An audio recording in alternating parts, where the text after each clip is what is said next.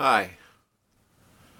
A while ago I bought some Chinese LED T8 bulbs. Once you rewire the fixture and eliminate the starter, they work pretty well. At first they were all instant on, but as they age, I'm getting some flicker on startup, almost like a warm-up situation.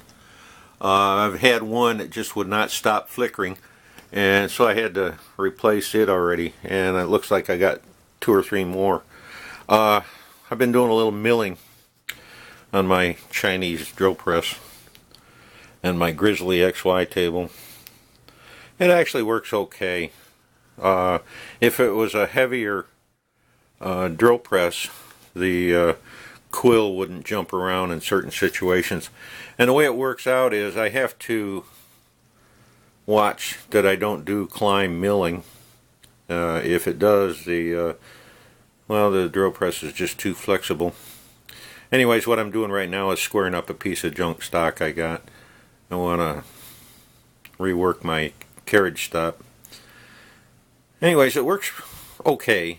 I'm using cutting oil because aluminum does, it tends to weld itself onto the milling cutter, and the cutting oil helps stop that. I've tried kerosene and tap magic, and well, they all work about the same, so I might as well use the cheap stuff. It's really about the size of it.